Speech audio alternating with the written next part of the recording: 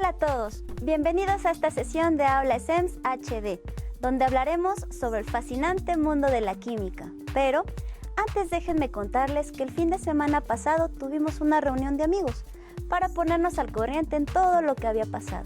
Ya saben, nunca alcanza el tiempo. Hablamos de negocios, de laboratorio y de otras cosas como el amor. ¿Y quién de nosotros puede entender el amor? De hecho, hasta para los químicos es difícil analizarlo. Es más fácil entender primero la química y luego el amor. Yo analicé desde la descripción de cada colega que en las relaciones amorosas siempre debe haber unión, compromiso, atracción. Entonces, estamos hablando de enlaces químicos. Y es que un enlace químico es como cualquier matrimonio, cualquier noviazgo o cualquier cortejo. Es hablar de esa fuerza de atracción que existe entre átomos con carga o sin esta, basándose en las propiedades periódicas como la electronegatividad. Vamos a ver. Un enlace químico es como cualquier matrimonio, cualquier noviazgo o cualquier cortejo. Es hablar de la fuerza de atracción que existe entre los elementos que conforman nuestra actual tabla periódica. Es una atracción de átomos con carga o sin esta, basándose en las propiedades periódicas como la electronegatividad, afinidad electrónica, radioatómico, etc. Y que al realizar la unión, a la que llamaremos enlace, se forman los miles y miles de compuestos químicos que conocemos, que se pueden formar en el laboratorio o que aún estamos por conocer, como son el enlace iónico, covalente y metálico. Con este material serás capaz de identificar qué tipo de enlaces químicos se forman a través del estudio de las electronegatividades de los elementos involucrados en cada compuesto. Finalmente, mostrarás mayor capacidad de análisis y síntesis al establecer el tipo de enlace que se forma entre dos átomos a partir de la diferencia de sus electronegatividades.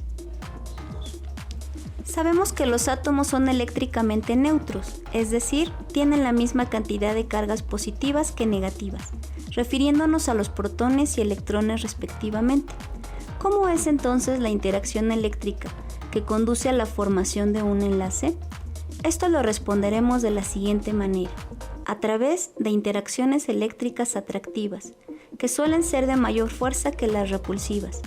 Un modelo de enlace explica cómo se unen los átomos químicamente para formar compuestos. Indica que pueden hacerlo a través de compartir o transferir electrones de un átomo a otro. Por ello, si distingues las propiedades físicas de un compuesto, puedes predecir el tipo de enlace que presentará. O la inversa, si conoces su tipo de enlace, puedes predecir las propiedades físicas de un compuesto desconocido.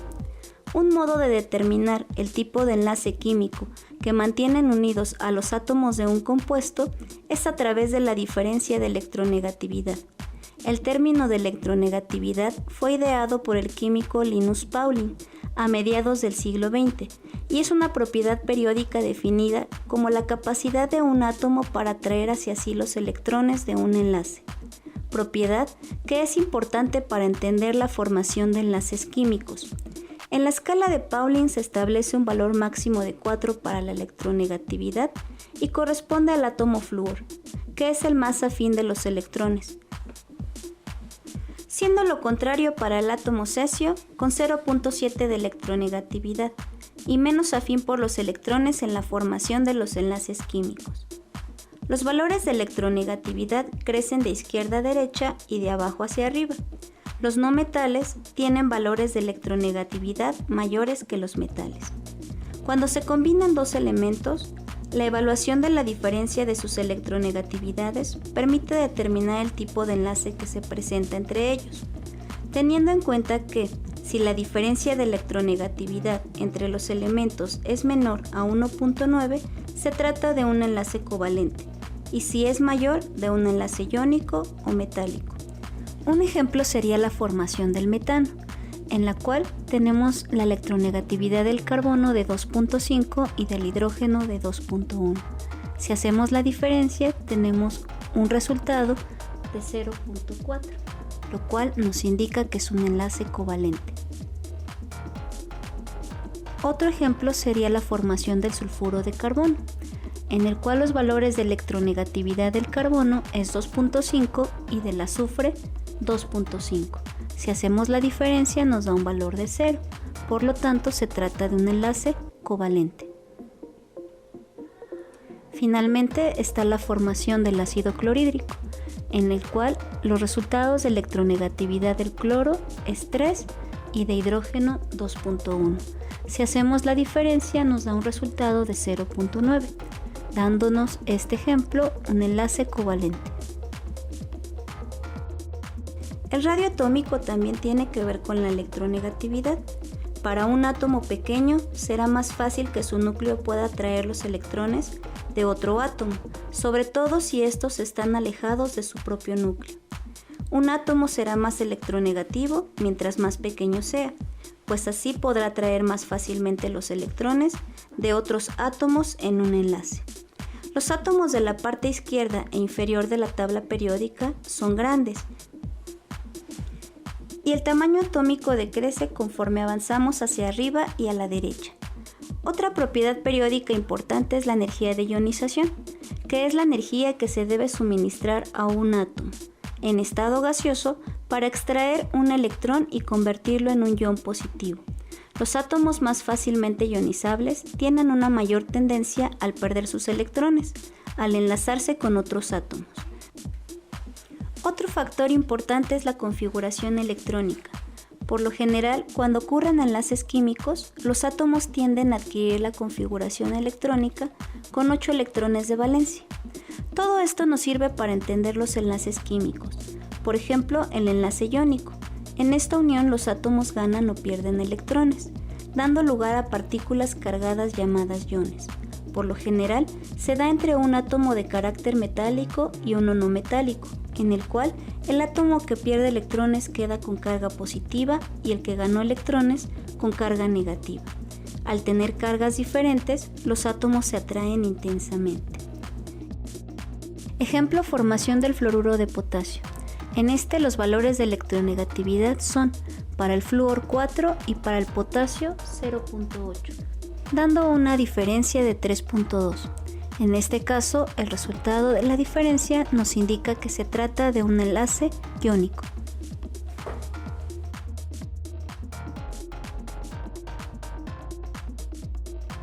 Enlace covalente. En esta unión todo es equitativo, pues cada átomo comparte sus electrones con el otro, como cuando en las relaciones amorosas tú das el 100 y la otra persona también. ¡Qué emocionante! La unión se da entre elementos no metálicos, lo cual explica lo equitativo de esta unión, pues se da en átomos con propiedades físicas y químicas similares o iguales. Finalmente, el enlace metálico. Hoy se acepta que en los metales el enlace no es entre átomos, sino más bien entre cationes metálicos y lo que fueron sus electrones.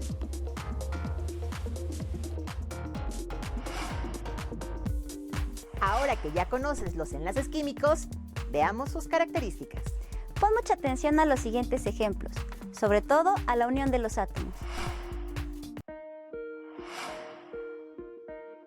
El enlace iónico se presenta cuando se une un metal con baja electronegatividad con un no metal con alta electronegatividad.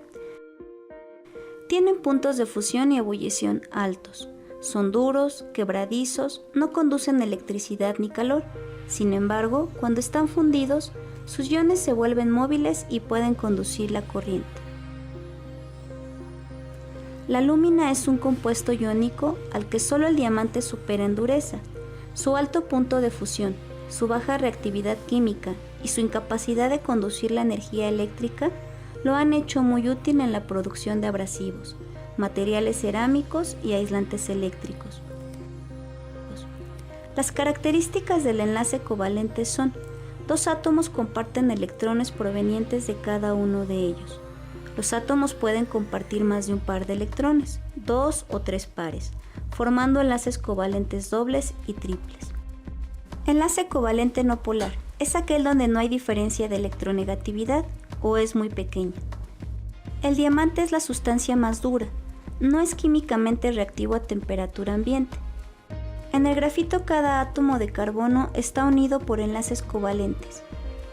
Estos al combinarse forman las diferentes estructuras de un mismo elemento, como son el grafito, diamante, carbono 6 y futboleno.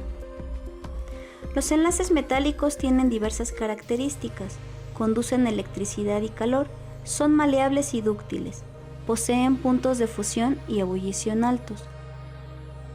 Los metales han sido útiles a la humanidad desde tiempos antiguos. Sus propiedades físicas los hacen idóneos para la creación de herramientas fuertes y resistentes, de estatuas o estructuras arquitectónicas de todo tipo.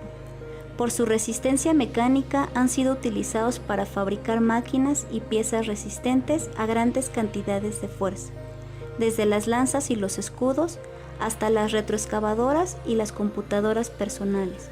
Los metales han sido elementos fundamentales en el desarrollo de la modernidad. Casi todos los elementos de la naturaleza requieren de al menos 2 átomos para crear un enlace químico, excepto los gases nobles, que son tan estables que no requieren unirse con otro. Eso me hace recordar a nuestra amiga Chio. Ella está tan metida en el laboratorio que no ha tenido ningún amorío con nadie. Y su corazón cumple al 100% la regla del octeto, que es la misma de los gases nobles, porque difícilmente la podríamos enlazar con algún otro elemento químico. Vamos a ver cómo sería eso. Cuando no hay formación de enlaces, y para esto se requiere cierta estabilidad química. Sorprendentemente, esto se obtiene al cumplir con la regla del octeto, aquella en la cual los átomos adquieren estabilidad al tener unidos 8 electrones en su último nivel de energía. Y es que todos los elementos desean adquirir esta estabilidad, ganando, perdiendo o compartiendo electrones, aunque también hay excepciones a esta regla. Un ejemplo de estabilidad son los gases nobles, que cumplen con la regla del octeto al 100. Los gases nobles son los más estables, gracias a que poseen su último orbital lleno. Hasta el año 1962, estos elementos se consideraron gases inertes, hasta que en ese mismo año se observó la reacción del xenón. El helio tiene lleno el nivel de energía N igual a 1, por lo que a la fecha no se ha logrado obtener ningún compuesto derivado de este. Al igual que el helio, el neón tiene lleno el nivel 2. Los gases nobles sirven para la construcción del láser. Es casi tan inerte como el neón. Debido a la poca reactividad de los gases nobles, se utilizan en algunos procesos que requieren condiciones inertes, por ejemplo, para llenar con ellos bombillas eléctricas y así prolongar la vida de los filamentos. La regla del octeto es una regla que se emplea en el contexto de la química.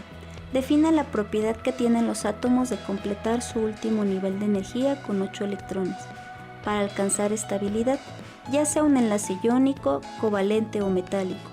Los átomos van a tender a ceder o compartir para completar 8 electrones en la capa de valencia.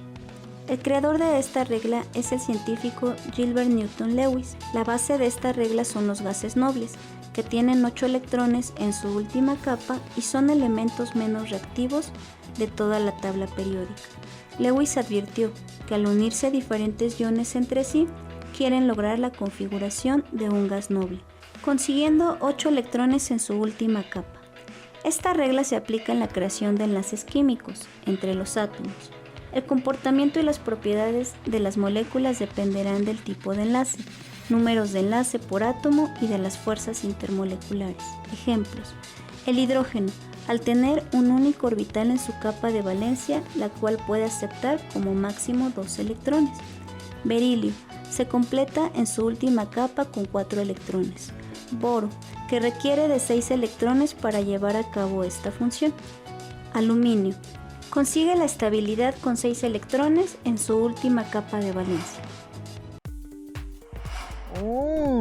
¡Qué delicioso está este café! Es de Santa Úrsula, Huehuetla, seguramente. Y pensar que también es producto de un enlace químico, porque el agua que se utilizó es importante para la formación de los puentes de hidrógeno. Este enlace, si bien no es muy fuerte como los anteriores, es sumamente importante para la vida. Vamos a verlo.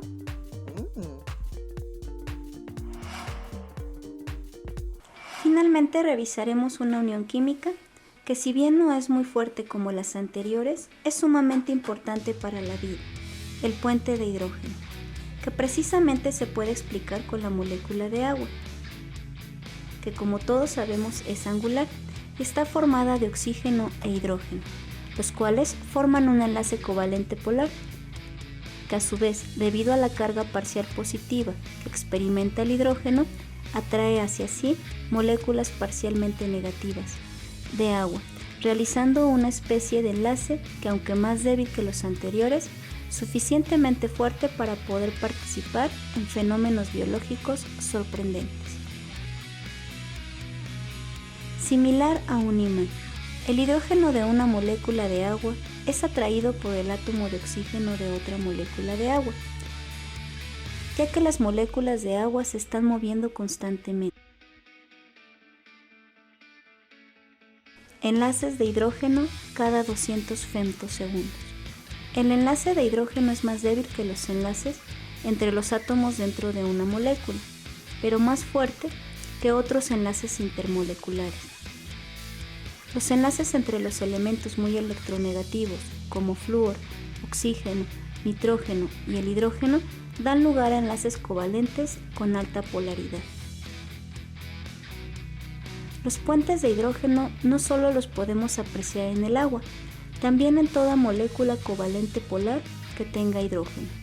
Gracias a este enlace podemos tener agua líquida y a temperaturas altas gaseosa, lo que permite la vida en este planeta. De otra forma, el agua tendría que ser gaseosa con la temperatura y presión que hay en el planeta, como lo son los gases como el dióxido de carbono o metano, que no pueden formar estos maravillosos puentes de hidrógeno y debido a esto se puedan explicar las propiedades físicas del agua, como densidad en la que el sólido es más denso que el líquido en las moléculas de agua, tensión superficial, punto de ebullición y fusión, etc.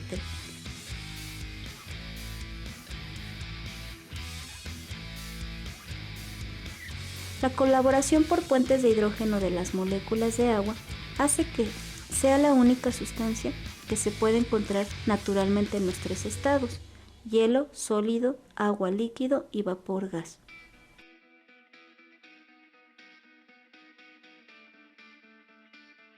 Los puentes de hidrógeno de las moléculas de agua hacen que sea una de las pocas moléculas que tiene su densidad más alta en el estado líquido. Si el agua líquida no fuera más densa que el hielo, todos los lagos se congelarían por completo en las regiones más frías del mundo. También es importante para disolver casi cualquier sustancia, excepto las apolares, tales como el aceite y compuestos hidrofóbicos. Esta característica es fundamental para la vida. Además, los puentes de hidrógeno de las moléculas de agua hacen que presente un elevado calor específico, lo que permite que la temperatura de un organismo permanezca relativamente constante, aunque varíe la temperatura ambiente. Otra característica de los puentes de hidrógeno de las moléculas es que tienen un elevado calor de vaporización, lo que permite perder calor mediante la evaporación del sudor, y presenta una elevada cohesión, adhesión y tensión superficial, permitiendo el transporte en plantas de los elementos nutritivos en disolución, desde las raíces hasta las hojas. Podemos imaginar que la doble hélice de ADN es como una escalera de mano, donde los pasamanos son las dos hebras enrolladas entre sí. La unión entre los pares de bases corresponde al peldaño de la escalera. Cada hebra está formada por la alternancia de un azúcar, desoxirribosa, y un grupo fosfato. En cada azúcar hay anclada una de las 4 bases nitrogenadas: adenina, citosina, guanina y timina. Las dos hebras se mantienen juntas gracias a los puentes de hidrógeno entre las bases complementarias, es decir, la adenina con la timina y la citosina con la guanina, por el ADN, cuya estructura se debe en buena medida a estas interacciones, pues los nucleótidos, cuyas secuencias determinan la identidad de un organismo, se unen a través de puentes de hidrógeno. Las biomoléculas forman puentes de hidrógeno entre sí mismas o con otras. En las proteínas estos puentes son fundamentales para definir su estructura y por lo tanto sus funciones.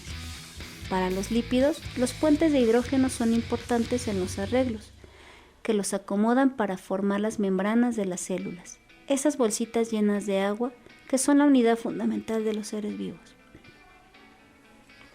Todas esas interacciones ocurren cuando las biomoléculas están rodeadas de agua. Ya sea que las disuelva o no, sus interacciones mismas con el agua hacen posibles ciertas funciones, como que las células puedan aislarse unas de otras gracias a sus membranas lipídicas, que no son solubles en agua. Y si viajamos al pasado de la Tierra y de la vida, también podríamos ver cómo el agua no solo fue un medio para que las biomoléculas pequeñas pudieran reaccionar y formar otras más grandes y complejas, como los aminoácidos, que además de reunirse para formar proteínas, sino que tal vez esta sustancia pudo servir como un molde que hizo que dichas moléculas se reunieran de formas específicas. Y así, después de muchos siglos de vagar en el agua, reaccionando, descomponiéndose, terminaron encontrando los puentes que las ayudaron a cruzar hacia la vida. Y bien, con todo esto tenemos claro que las relaciones amorosas y la química tienen mucho en común, puesto que hablar de química, como siempre, es hablar de todo lo que tenemos en la naturaleza. Hasta aquí esta sesión de química en Aula ESSEMS HD. Te recomendamos que para que aclares tus dudas, consultes a tu docente o escanees este código QR, donde encontrarás más información sobre enlaces químicos. También busca más videos de Aula ESSEMS HD en nuestro canal de YouTube.